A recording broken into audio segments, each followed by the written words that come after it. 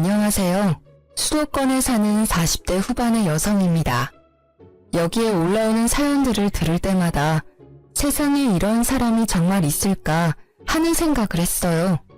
이런 말 하기 부끄럽지만 저의 결혼 생활은 그야말로 꽃길이었거든요.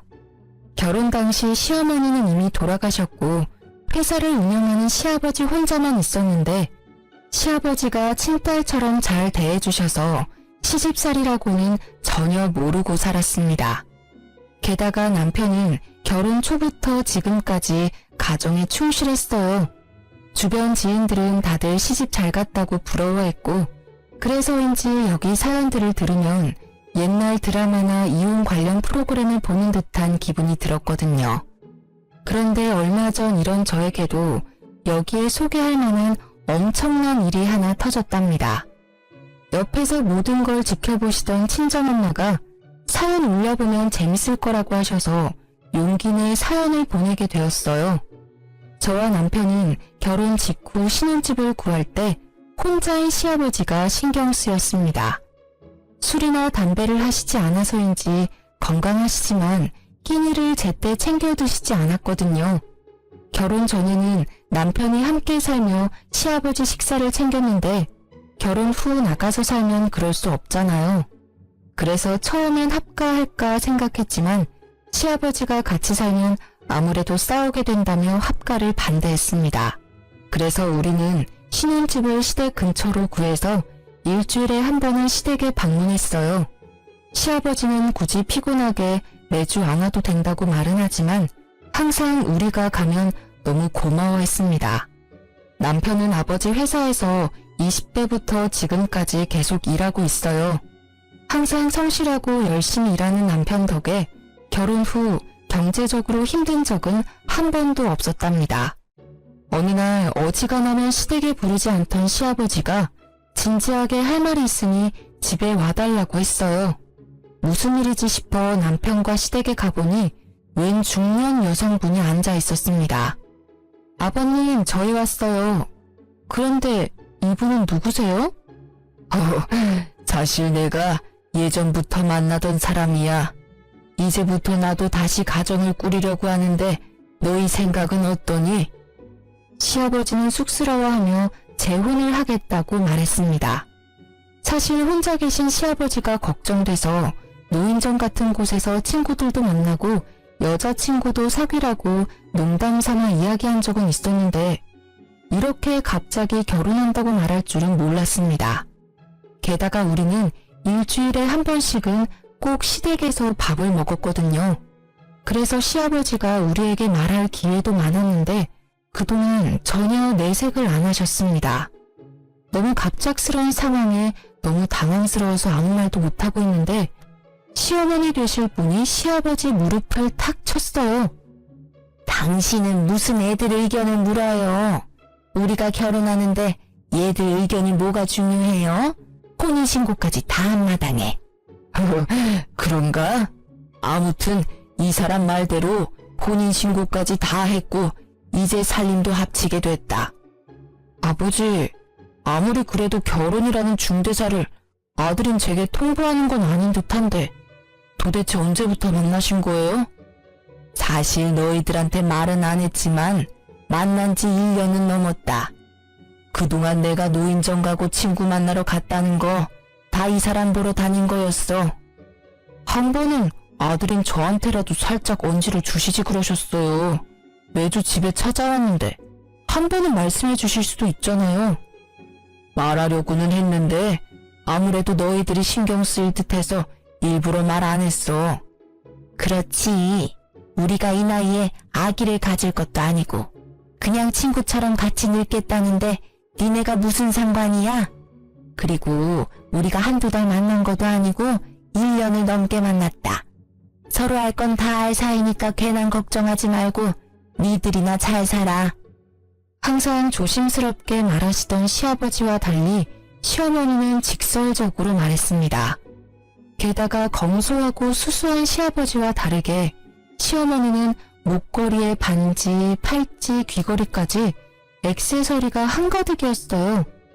제가 볼 때 두 분은 외모부터 성격, 옷 입는 스타일까지 하나도 어울리지 않았습니다. 이런 분과 단순한 연애도 아니고 살림까지 합치셨다는 게 이해하기 어려웠어요. 남편 역시 당황스러운 표정을 지었습니다. 사실 저는 아주 당황스럽네요. 아버지의 이런 결정이 이해하기 어렵고요. 하지만 두 분이 이미 혼인신고까지 마쳤다니까 앞으로 싸우지 않고 행복하게 사셨으면 좋겠어요. 역시 우리 아들은 이해해 줄 줄 알았어. 내가 이 사람과 늙은 나이에 싸워서 뭐 하겠니? 나는 평생 친구가 생긴 것 같아 좋단다. 며느리 너도 축하해 주는 거지? 네, 사실 민재 씨처럼 저도 많이 당황스럽긴 하네요. 갑자기 시어머니가 생긴 거잖아요. 그래도 대신 아버지와 평생 함께할 분이 계셨으면 했는데 다행이다 싶어요. 뭐 아버지가 좋으시면 된 거죠. 축하드려요 아버지, 어머니. 그래, 내가 이제부터 시어머니네. 요새 고부 갈등이 심하다지만 이렇게 가족이 되었으니 한번 잘 지내보자. 시어머니는 제게 손을 내밀어 악수를 청했습니다.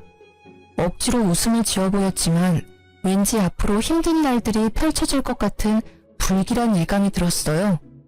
다음날 남편은 출근하고 저는 친정 부모님이 운영하시는 국밥집으로 향했습니다. 친정 부모님이 동네에서 국밥집을 크게 하셔서 남편이 회사에 있는 시간에는 국밥집에서 부모님 일을 돕고 있었거든요. 부모님과 함께 영업 준비를 하며 어제 있었던 일들을 말했습니다. 뭐? 시아버지가 혼인신고를 하셨다고?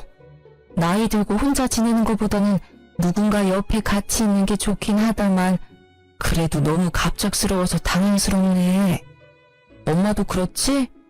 게다가 시어머니가 말이 엄청 직설적이야. 안 그래도 시어머니와 며느리는 어려운 사이인데 시어머니는 성격도 세신 분 같아서 너무 걱정돼. 여자한테는 시어머니가 생긴다는 게 부담이긴 하지. 우리 딸 걱정되네. 그래도 우리 딸은 워낙 야무지니까 잘할 거야. 혹시라도 부당한 대우 받으면 무조건 참지 말고 할 말은 다 하고 살아. 안 그러면 너 속병 난다. 알겠지? 참, 그럼 바깥사돈한테 반찬들 안 가져다 드려도 되니? 시아버지가 엄마 반찬 좋아하셨는데 가져다 드려야 하지 않을까? 당분간은 더 가져다 드리지 뭐. 사실 친정엄마는 매주 수요일마다 시아버지한테 밑반찬을 만들어서 보내드렸습니다. 엄마 손맛이 꽤 좋은 편이거든요. 시아버지는 엄마에게 아주 고마워하시며 반찬을 맛있게 다 드셨습니다. 마침 이날은 수요일이라 여느 때처럼 저녁에 반찬을 챙겨 시댁으로 향했어요. 시댁에 가니 시어머니가 나오셨습니다. 항상 시아버지 혼자 계시던 집에 시어머니가 나오니 정말 어색했어요. 어머니, 안녕하세요. 갑자기 무슨 일이냐? 난 너 부른 적 없는데? 원래 매주 수요일 저녁 때마다 시아버지한테 반찬을 가져다 드렸었거든요. 그래서 가지고 왔어요. 그런데 시아버지는 어디 가셨어요? 집에 계시죠? 잠깐 인사드리고 가려고 하는데. 들어올 필요 없다. 잠깐 앞에 슈퍼 가셨어? 참, 너희 엄마가 사거리에서 국밥집 한댔지? 네, 맞아요. 엄마가 직접 밑반찬을 다 만드셔서 항상 시아버지께도 드리곤 했어요. 그래? 반찬을 참 많이도 보냈네. 그런데 일을 어쩌나? 오늘 외식하려고 나가려던 참이었는데. 시아버지랑 외식이요? 그래, 외식. 뭘 그리 놀라니? 사실 시아버지는 특별한 일이 없을 때는 밖에서 절대 음식을 드시지 않았습니다. 집에 밥이 있는데 왜 굳이 나가서 돈을 쓰냐고 하시며 외식은 이해하지 못하셨어요. 그런 시아버지가 밖에서 외식하신다니 이게 바로 사랑의 힘인가 싶었습니다. 시아버지가 특별한 날 아니면 외식을 하지 않았거든요. 밖에서 왜 굳이 돈 쓰냐면서요. 그랬던 아버지가 특별한 날도 아닌데 외식한다고 하시니 의외라서요. 너가 참 곰 같은 며느리였나 보다. 아무리 시아버지가 그래도 며느리가 알랑방귀 끼어가면서 외식하자고 해야지. 가족끼리 외식하면 기분 전환도 되고 서로 친분도 쌓이고 얼마나 좋아? 얘야, 남자는 여자 하기 나름이야. 여자가 여우짓을 해야 남자들이 지갑도 열리고 밖에도 나가기도 하는 거란다. 알겠니? 내가 인생 선배로서 네 시어미로서 앞으로 많이 가르쳐야겠다. 아무튼 이 반찬들은 네 시아버지한테 잘 전달해주마. 얼른 가봐. 시어머니는 들어오라는 말 한마디 하지 않고 외식하러 나가야 한다는 이유로 쫓아내듯이 보냈습니다. 저 역시 시어머니와 굳이 오랜 시간을 보내고 싶지 않아서 그냥 나왔네요. 며칠 뒤 주말이었습니다. 우리는 주말 중 하루는 시댁에서 밥을 먹었어요. 그날도 어김없이 시댁에서 밥 먹을 준비를 하다가 우연히 음식물 쓰레기통을 보게 되었는데 엄마가 해준 반찬들이 그대로 버려져 있더라고요. 시어머니는 방에서 친구와 통화 중이어서 거실에 있던 시아버지에게 이게 어찌된 일인지 물었습니다. 아버님, 상 다 차렸어요. 그런데 음식물 쓰레기통 보니까 엄마가 해준 반찬들이 있던데 왜 안 드시고 다 버렸어요? 아, 그거 한 입 먹어보니까 다 상했던데 맛이 이상해서 버렸다. 근데 그 반찬들 수요일에 엄마가 만들자마자 가져온 거예요. 상할 리가 없어요. 그냥 그런가 보다 하면 되지 뭘 그렇게 따져대니? 음식이 좀 상했으면 버릴 수도 있는 거지. 괜히 상한 음식 먹었다가 탈라면 병원비가 더 나와. 요새 병원비도 얼마나 비싼데 잔말 말고 밥이나 먹자. 가서 네 시어머니나 불러와. 항상 웃어주시고 한없이 친절하시던 시아버지가 정색하며 퉁명스럽게 말했습니다. 저는 너무 당황스러워 더는 말을 하지 못했어요. 섭섭한 마음을 뒤로하고 시어머니를 부르러 방문을 놓고 했는데 듣지 못했는지 여전히 통화 중이었습니다. 무작정 기다릴 수는 없는 노릇이라 문을 열어보니 시어머니는 문이 열렸는지도 모르고 신나게 통화를 하고 있었어요. 이번에 안 싸돈이 반찬을 보냈는데 그 싸구려 국밥집에서 어디 좋은 식재료 쓰겠니? 보나마나 그냥 떠리로 파는 거 아무거나 주워다가 대충 만들었겠지. 그런 거 잘못 먹으면 바로 탈나는 거 알지? 그래서 며느리가 주자마자 바로 음식물 쓰레기통에다가 다 처박아 놨어. 음식물 쓰레기 버리는 것도 일인데 왜 그렇게 사람 귀찮게 하는지 몰라. 요새 누가 그딴 음식 먹는다고. 시골집 개도 그딴 음식 안 먹겠다. 어머니, 지금 무슨 말씀을 하시는 거예요? 어머, 옥자야, 며느리 들어왔다. 나 끊는다. 야, 너는 왜 남의 방에 함부로 막 들어와? 남의 집에서 방에 들어올 때는 노크하는 게 기본적인 예의 아니야? 어디서 며느리가 시어머니 방문을 벌컥벌컥 열어? 저 여러 번 노크했는데 어머니가 못 들으셔서 방문 연 거예요. 그런데 방금 하신 말 뭐예요? 저희 엄마가 정성껏 해주신 음식 먹어보지도 않고 버리신 거예요? 그래, 다 버렸다. 맛대가리 없는 국밥집에서 만들어 봤자지. 너네같이 싸구려 국밥집에서 좋은 식재료를 구할 수나 있었겠니? 저희 엄마 매일 새벽 시장 가셔서 좋은 식재료 구해다가 하나하나 손질해가며 정성껏 요리하세요. 음식 가지고 허튼 장난치시는 분 아니라고요. 웃기고 있네. 만약에 진짜 그렇게까지 했으면 그렇게 국밥이 싼 게 말이 되니? 너네 엄마는 무슨 땅 파서 장사하냐? 말이 되는 소리를 해라. 아무튼 우리는 이제 반찬 가게에서 사 먹을 테니까 이딴 쓰레기 음식 안 줘도 된다. 쓰레기 음식이요? 지금 말 다 하셨어요? 그래, 말 다 했다. 그리고 말이 나와서 말인데 너네 가게에서 가격을 낮추니까 우리 가게가 상대적으로 비싸지잖아. 절대 비싼 가격이 아닌데 말이야. 너네 가게 때문에 우리 가게 다 말아먹게 생겼어. 이건 상도에 어긋나는 일이야. 사실 시어머니도 친정 부모님이 운영하는 국밥집 근처에서 비슷한 국밥집을 운영하고 있습니다. 친정 부모님 국밥집은 평일 점심시간은 물론 저녁시간까지 자리가 없을 정도로 거의 매일 꽉 차 있는데 시어머니 국밥집은 장사가 거의 안 되고 파리만 날리고 있어요. 어머니 국밥집 장사 안 되는 게 왜 우리 엄마 탓이에요? 설마 우리 친정 가게가 잘 돼서 샘이라도 나셨어요? 그래서 반찬들도 다 버리신 거예요? 그래, 내가 경쟁가게 밑반찬을 왜 먹어야 하는데? 밖에서 간판만 봐도 짜증나는데 그 집에서 나온 음식을 내가 왜 먹어야 하냐고. 시어머니와 제 목소리가 점점 커지자 부엌에 있던 시아버지와 남편이 놀라서 달려왔습니다. 무슨 일이야? 며느리 너는 시어머니를 잘 모시지 못할 망정 왜 그리 소란이냐? 너 원래 이런 아이였냐? 그게 아니라 시어머니께서. 여보, 별일 아니에요. 세은이가 우회해서 목소리가 커진 거예요.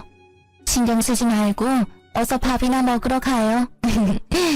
아무래도 서로 살아온 세월이 다른데 크고 작은 오해나 말다툼이 생길 수밖에 없죠. 안 그래요? 당신은 어쩜 이리 속도 깊어. 며느리가 큰 소리를 냈는데 혼내지도 않고 말이야. 세은아, 이 사람 네 시어머니야. 잘 모셔야 한다고. 다시는 이렇게 큰 소리 나지 않게 해라.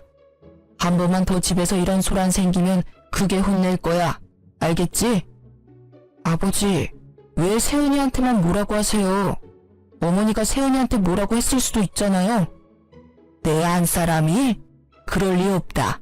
저 사람이 얼마나 바르고 착한 사람인데 둘이 말다툼이 일어났다면 분명히 세은이 잘못이지 내 안사람 잘못은 아니야. 재혼 전 시아버지는 항상 남의 말을 귀 기울여 들었고 함부로 속단하지 않았습니다. 억울하고 화나는 일이 생기더라도 상대방의 이야기를 끝까지 다 듣고 화를 내시는 현명한 어른이었어요. 그런데 재혼하더니 무조건 시어머니 편만 들어주는 것 같아 속상함을 넘어 배신감까지 느꼈습니다. 도대체 얼마나 시어머니를 사랑하면 사람이 이렇게까지 변할 수 있는 걸까요? 어쨌든 이 난리 후 기분이 상할 대로 상해서 밥도 안 먹고 그냥 집으로 가버렸습니다. 며칠 후 친정 가게에서 일하고 있는데 시어머니한테 전화가 왔습니다. 얘야, 지금 집에 좀 와라. 네? 지금 저 친정 부모님 가게에서 일하고 있는데요. 따로 할 말도 있고 줄 것도 있으니 빨리 와. 어머니, 그래도 제가 지금 여기서 일하고 있는데 어떻게 중간에 막 나와요. 지금 브레이크 타임 시간이잖아. 손님도 없는데 왜 못 오니? 빨리 와라. 시어머니가 오라고 하면 그냥 올 것이지 뭘 그리 말이 많아? 하도 오라는 통에 어쩔 수 없이 시댁으로 갔습니다. 시어머니가 제게 따로 할 말이 있다고 하는 걸로 보아 지난 주말에 엄마 음식을 버리고 우리 가게를 안 좋게 이야기했던 걸 사과라도 하려나 싶었어요. 명색이 시어머니인데 시아버지 남편이 다 있는 자리에서 바로 사과하기가 좀 힘들었을 수도 있잖아요. 솔직히 그날 기분은 많이 상했지만 그래도 어른이고 앞으로도 계속 볼 사이니 오늘 잘 이야기해야겠다고 다짐하며 시댁으로 들어섰습니다. 시댁에 가니 시아버지는 친구 잠깐 만나러 갔고 시어머니 혼자 집에 있었어요. 며칠 만에 간 시댁은 뭔가 달라졌습니다. 자세히 보니 거실에 못 보던 안마의자도 있었고 TV와 냉장고까지 다 최신형으로 바뀌어 있더라고요. 처음 오는 사람처럼 뭘 그리 두리번거려? 잠깐 앉아봐라. 일단 이거 받아. 시어머니 앞에는 웬 한약 상자가 있었어요. 이게 웬 한약이에요? 저 한약 잘 못 먹는데. 생각해보니까 너 나이가 적지도 않은데 아직 아기가 없잖아. 그래서 내가 아기 잘 들어서는 약 지어왔다. 아무리 요새 딩크족이라며 아기 없는 집이 많다지만 그래도 여자는 시집 왔으면 그 집의 대를 이어야 하는 거야. 지금이라도 늦지 않았으니 딸 말고 반드시 아들을 낳아. 시어머니가 오늘 부른 이유는 사과가 아니라 얼른 아기를 가지라는 독촉하려고 부른 거였습니다. 저는 시어머니 말대로 나이가 40이 넘어 내일 모레면 50이지만 아직 아기가 없어요.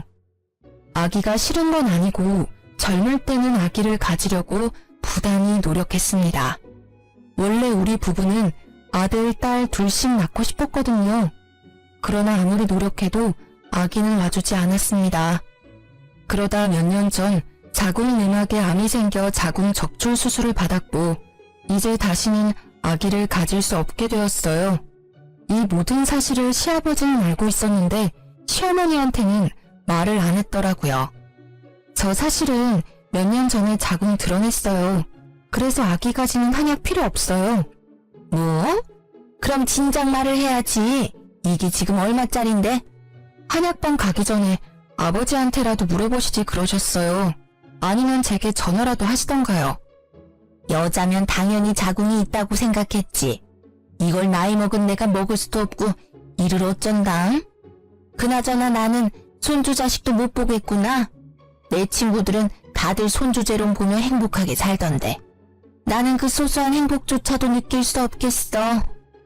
시어머니 말에 속상하기도 하고 딱히 할 말이 없어서 그저 고개만 숙이고 가만히 있었습니다. 아기도 못 낳는 게 어디 여자야? 겉껍데기만 여자면 뭐해? 우리 아들 진짜 불쌍하네. 어쩌다가 저런 무식한 곰 같은 걸 아내로 맞이해서 지 자식도 못 안아보고. 얼굴이라도 반반하면 같이 사는 재미라도 있을 텐데. 시어머니는 작은 말로 이야기했지만 저는 확실히 들었습니다. 솔직히 시아버지와 결혼한 지 얼마 되지도 않은 시어머니 같지도 않은 사람한테 이런 이야기를 듣고 있으니 너무 화가 났어요. 그리고 여자가 피치 못할 사정으로 자궁을 드러냈으면 몸이 얼마나 안 좋았는지 먼저 물어보는 게 맞지 않나요? 그러나 시어머니란 사람은 제 몸 걱정은커녕 그저 자기 손주 못 본다고 불평불만을 토로했습니다. 어머니, 지금 뭐라고 하셨어요? 내가 뭐, 나 그냥 혼잣말했다. 혼잣말도 네 허락 받고 해야 하니? 겉껍데기요? 말이 너무 지나치신 거 아니에요? 저라고 자궁 드러내고 싶었겠어요? 저 누구보다 아기 갖고 싶었어요. 그런데 제 몸이 이렇게 된 걸 어쩌라고요? 남의 지폐를 댕강 끊어먹은 년이 뭘 잘했다고 고개 빳빳이 들고 큰 소리야? 너는 옛날에 태어났으면 이 집에 발도 못 붙이고 그대로 쫓겨났어. 칠거지약을 범했다고. 죄인 주제에 어디서 이렇게 당당해? 그동안 네 시아버지가 오냐오냐 해줬나 본데 나는 애도 못 낳는 며느리가 그러고 다니는 꼴 절대 못 본다. 같은 여자로서 어떻게 그런 말을 하세요? 죄인이요? 정말 너무하시네요. 자고로 남자는 바깥일을 잘하고 여자는 집안일을 잘해야 집안이 잘 돌아가는 법이다. 그 집안일에는 아기를 낳고 양육하는 일도 포함되고. 그런데 너는 아기를 갖지 못하니 청소라도 잘해야 하지 않겠어? 밥을 처먹었으면 밥값은 제대로 해야지. 온 김에 집 청소나 하고 가라. 제가 왜 시댁 청소를 해야 하죠? 그리고 집은 때 빼고 간내서 아주 깨끗하게 잘 치우고 있으니 걱정하지 마세요. 민재씨 신경 하나도 안 쓰이게 집안을 아주 잘하고 있으니까요. 애도 못 낳는 년이 어디서 시어머니한테 바락바락 대들어? 며느리는 시댁도 청소하고 관리해야 하는 거야. 잔말 말고 얼른 안방부터 청소해. 시어머니는 청소기를 건네며 안방으로 밀어넣었습니다. 얼결에 안방으로 들어갔는데 시어머니 옷장이 열려 있었어요. 옷장에는 명품 옷에 가방, 그리고 새 명품 구두까지 있더라고요. 이걸 다 팔면 집 한 채 값은 나올 정도였죠. 야, 너 청소하라니까 왜 남의 옷장을 훔쳐보고 난리야? 그게 다 얼마짜린지 아니? 하나라도 없어지면 가만 안 둘 테니까 손도 대지 마. 그때 외출한 시아버지가 돌아오셨습니다. 어머, 여보 일찍 왔네요. 앙칼지던 시어머니 목소리는 시아버지를 보자마자 술톤의 애교 섞인 목소리로 바뀌었습니다. 또 무슨 일이야? 집이 왜 이렇게 소란스러워? 둘이 싸우는 소리가 밖에까지 다 들려. 세은이 너는 왜 안방에서 청소기를 돌리고 있냐? 여보, 내가 청소기 돌리다가 허리가 너무 아파서 세은이 시켰어요. 며느리인데 좀 시켜도 되죠? 나이든 당신보다 젊은 며느리가 하는 게 더 낫긴 하지. 그런데 둘이 왜 싸웠어? 아버님 오셨어요. 싸운 건 아니고 안방 청소하다가 어머니 옷장 보고 있었는데 어머니가 기분이 안 좋으셨는지 뭐라고 하시네요. 그런데 어머니 명품 옷이며 가방이 정말 많네요. 이거 다 엄청 비쌀 텐데. 너는 청소기 돌리다 말고 왜 안 사람 옷장을 훔쳐봤어? 아무리 가족이라도 그건 예의가 아니다. 다신 그러지 말아라. 네, 아버님. 시아버지가 저를 혼내자 시어머니는 옆에서 아주 고소해 죽겠다는 듯한 얄미운 표정을 지었습니다. 여보, 며느리한테 너무 그러지 마요. 쟤도 여잔데 갖고 싶어서 그런 거겠지 뭐. 당신이 나한테 저 많은 명품을 다 사준 건데 뭐 얼마나 부럽겠어요. 네? 저 옷이며 가방이며 신발을 아버지가 직접 사주신 거라고요? 그럼 여자는 명품을 들고 다녀야 한다며 아버지가 다 사준 거란다. 아무리 그래도 너무 과한 거 아닌가요? 명품 옷과 가방이 때에 따라 필요하기는 하지만 한두 개면 되잖아요. 야, 네가 뭔데 내 남편이 사주는 걸 뭐라 해? 그렇잖아요. 솔직히 우리 같은 평범한 사람들이 이렇게 명품이 많이 필요한가요? 그 입 못 닥쳐? 애도 못 낳는 년이 어디 시부모한테 함부로 입을 나불거려? 당신은 도대체 그동안 며느리 교육을 어떻게 했길래 애도 못 낳는 년이 이렇게 당당해요? 어머니 사치 부리는 거랑 저 아기 못 갖는 거랑 무슨 상관이에요? 그리고 이게 사치가 아니면 뭔데요? 뭐? 너 말 다 했어? 네가 뭔데 내 남편이 나한테 사주는 걸 뭐라 해? 시어머니는 발끈해서는 제 머리채를 잡았습니다. 제가 뭐 틀린 말 했어요? 왜 머리채를 잡아요? 이 손 놓으세요. 시아버지는 이 상황을 보고서도 말리지 않았습니다. 결국 시어머니를 밀쳐내서 겨우 제 머리카락을 지킬 수 있었네요. 며느리야, 방금 네가 한 말은 선 넘었다.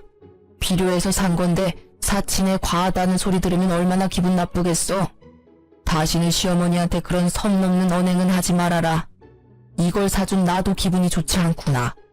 시아버지는 철저히 시어머니 편이었고 더는 그런 시댁에 있을 수 없었습니다. 화가 난 저는 청소기를 집어 던졌어요. 두 분의 사랑이 아주 뜨거워서 여기 못 있겠네요. 청소고 나발이고 그냥 가겠습니다. 그리고 어머니, 제 머리채 잡은 거 다 고소할 거예요. 아시겠어요? 그렇게 시댁에서 뛰쳐나와 집으로 가니 남편이 퇴근하고 집에 와 있더라고요.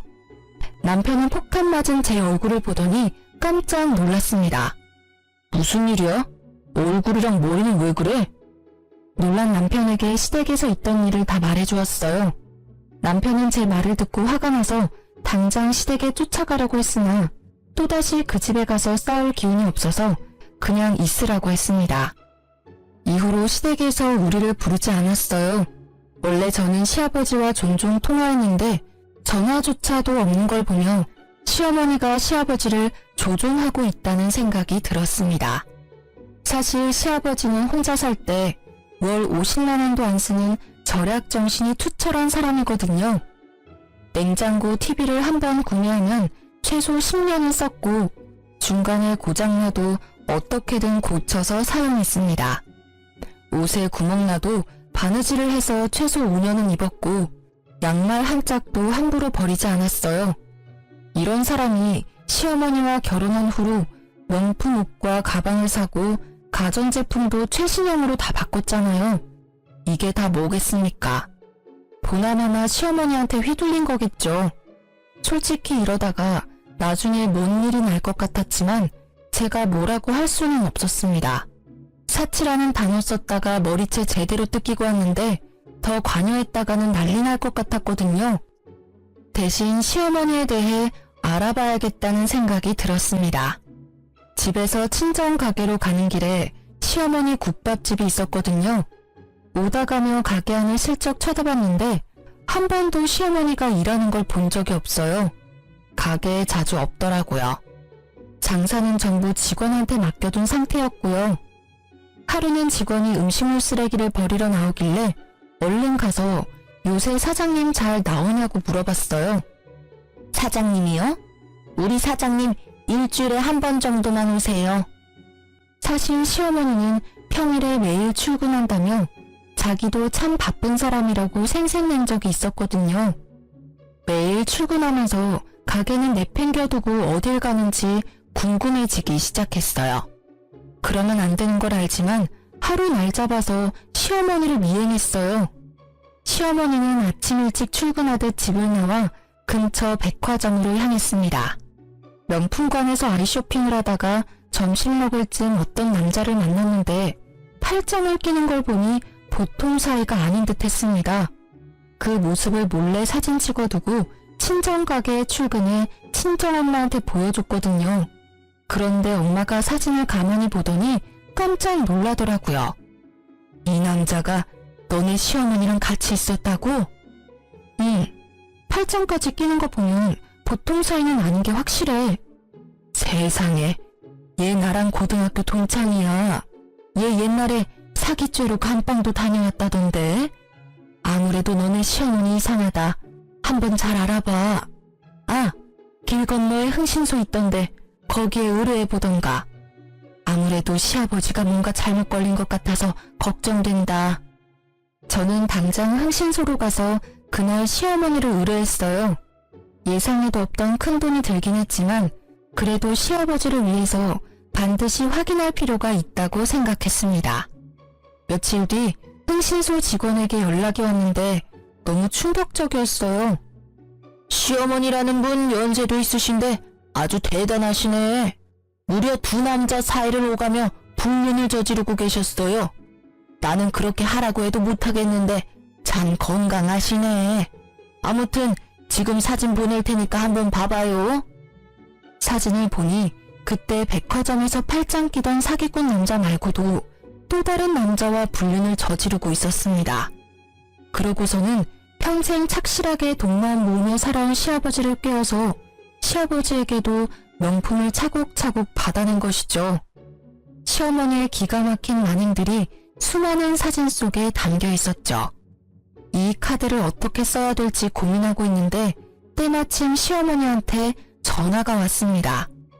다음 주에 너네 시아버지 생신 아니냐?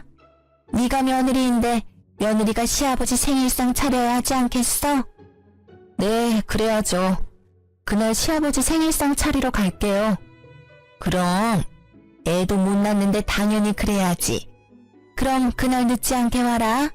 나 우리 집 어지럽혀지는 거 싫으니까 음식은 니네 집에서 만들어 와. 속으로 기회라고 생각했어요. 결과가 어떻게 되던 함께 모인 자리에서 물어볼 수 있으니 말이에요. 시아버지 생신날 미역국에 시아버지가 좋아하시던 잡채와 갈비찜을 만들어 시댁으로 향했습니다. 뭐야, 음식 이거밖에 안 해왔어? 명색이 시아버지 생일인데 저는 기본으로 했어야지. 아버지 전 안 좋아하시잖아요. 그것도 모르셨어요? 세은이 말이 맞아. 저는 기름져서 싫다. 그냥 상이나 얼른 차려. 그동안 시어머니 말만 지지해주던 시아버지가 제 말에 동의해 주었습니다. 시어머니는 약간 서운한 표정을 지으며 상을 차리는데 시어머니 손목에 꽤 비싸 보이는 시계가 있었어요. 어머, 어머니, 그 시계 너무 예쁘네요. 고급스러워 보이는데 누가 사준 거예요? 이거? 당연히 네 시아버지가 사줬지. 바로 그때 시아버지가 시어머니의 뺨을 때렸습니다. 당신, 아니 이게 뭐하는 짓이야? 갑자기 왜 내 뺨을 때려? 뭐? 내가 이 시계를 사줘? 난 너한테 시계는 사준 적이 없는데 이 시계는 어떤 놈이 사줬어? 어떤 놈이라니? 그게 무슨 소리야? 이년이 사람 한 명 바보 만드니까 아주 재밌었냐? 아이고, 내 팔자야. TV에서나 보던 꽃뱀한테 걸려들 줄이야. 네가 쓴 돈 전부 다 받아낼 거야. 네가 사람 아주 잘못 봤어. 시아버지는 심오한 멱살을 잡고 흔들기 시작했어요. 사실 시댁에 오기 전 시아버지에게 흥신소에서 받은 사진들을 모두 다 보내놓고 모든 상황을 말씀드렸습니다. 물론 남편에게도 이미 다 말해놨고요. 명백한 증거가 있지만 시어머니는 여전히 아니라고 발뺌을 했어요. 꽃뱀? 내가 왜 꽃뱀이야? 당신 노망 났어?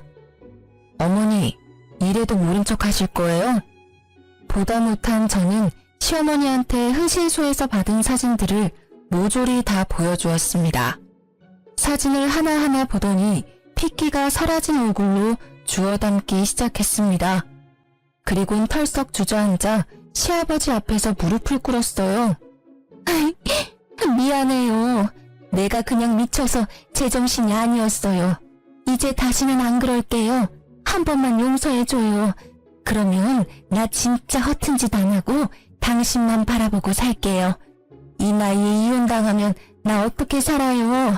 누가 날 데려가줘요? 진심으로 믿고 여생의 반려자라고 생각했는데 제대로 뒤통수 맞은 시아버지는 화가 머리 끝까지 나서 상에 있던 생일 케이크를 그대로 시어머니 얼굴에 내리꽂았습니다. 닥치고 그놈들 누구야? 그 새끼들 언제부터 만난 거냐고. 이 사람은 결혼하고 나서 만났어요. 아니 훤칠하게 생긴 사람이 누나라면서 쫓아오니까 나도 마음이 흔들리잖아요. 뭐? 그럼 이놈한테 가서 살면 되지. 왜 나한테 빌붙어 있는데? 그런데 너무 사정이 딱하더라고요. 그래서 당신이 사다 준 명품들 하나씩 팔아서 돈 주고 그랬어요. 아유, 내가 미안해요. 내가 잘못했어요. 내가 내 돈으로 엉뚱한 놈 먹여 살렸네. 드라마에서나 보던 머저리 호구 같은 등신이 바로 나였어. 그럼 이놈은? 이 사람은 만난 지 얼마 안 됐는데 돈 많다고 해서 몇 번 만나기는 했어요. 그런데 다 거짓말이었어요. 남자 꽃뱀이었어. 참나, 꽃뱀이 꽃뱀한테 물렸네. 더는 못 봐주겠다. 나가. 네? 지금 나가라고요?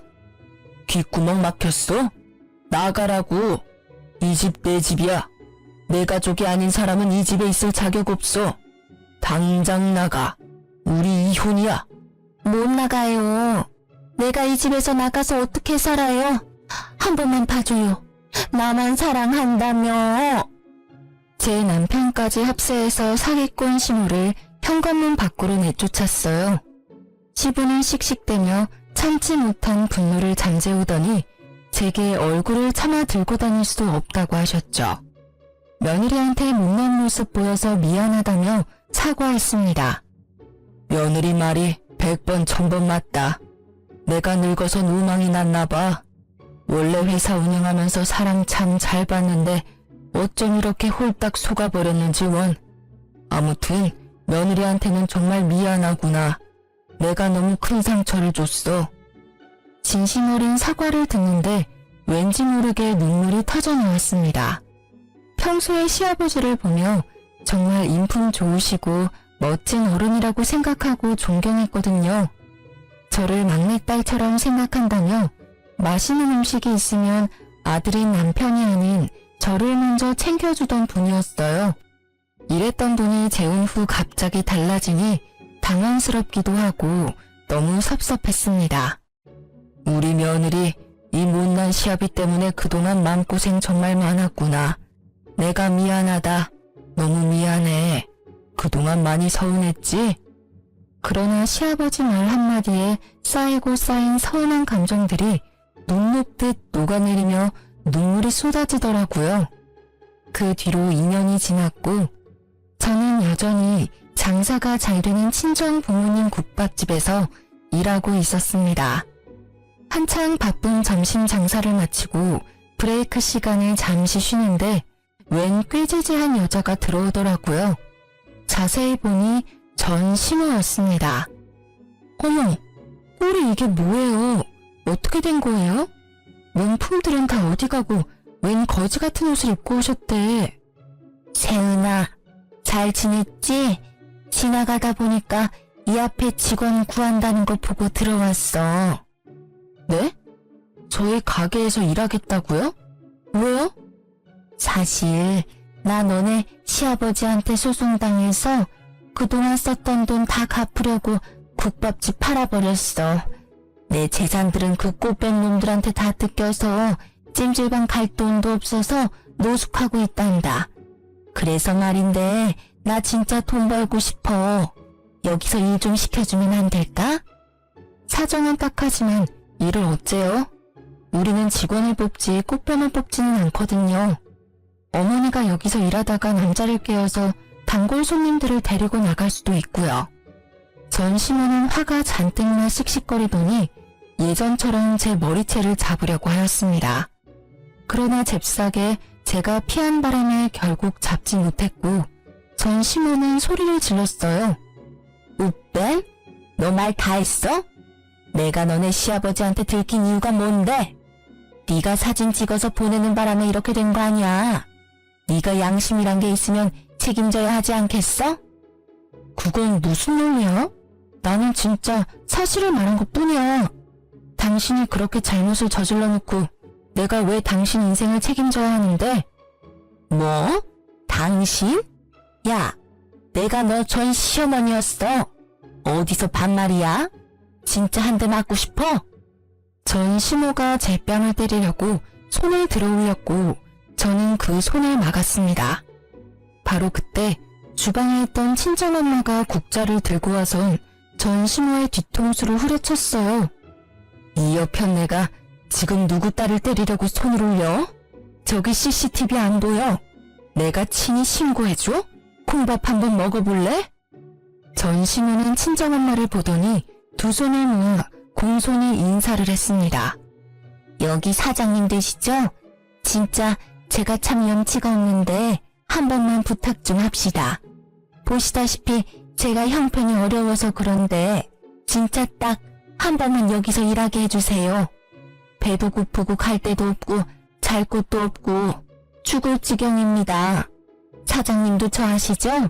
저도 국밥집 경영해봐서 일은 아주 잘합니다.